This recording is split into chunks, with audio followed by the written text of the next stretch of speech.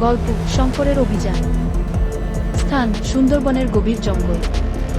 সময় গ্রীষ্মকাল 2023 সাল।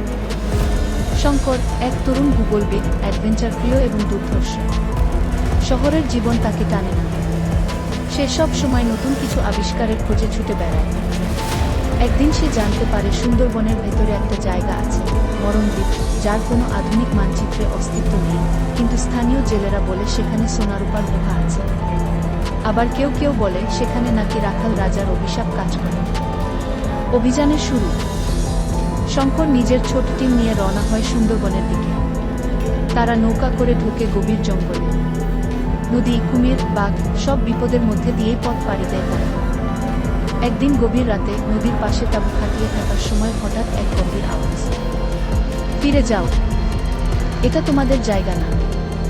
কিন্তু আশেপাশে কেউ নেই। গভীর গুহা আর রহস্য।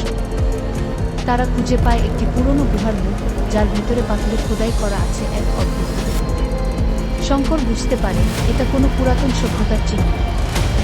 গুহার ভেতরে নেমে তারা পায় অদ্ভুত সব চিত্রলিপি। একটি বিশাল শিলালিপি যেখানে লেখা, যে সত্য জানে সে মুক্তি পায়, যে লোভ করে সে হারিয়ে যায়। অভিশাপ, সাপ আসন। গুহার আরেক প্রান্তে তারা খুঁজে পায় এক চাম্বার ভর্তি সোনা আর মুক্তি। কিন্তু তখনই ঘটে বিপদ, মাটিতে ফাটল ধরে বিষাক্ত গ্যাস ছড়িয়ে পড়ে।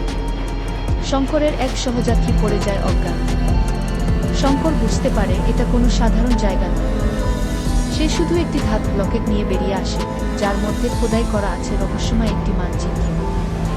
শঙ্কর ফিরে আসে শহরে। কেউ বিশ্বাস করে না তার কথা, কিন্তু তার চোখে এক রহস্যময় দীপ্তি। সে জানে এই তো শুরু, মরণদ্বীপ এখনো সব রহস্য উন্মোচন করে।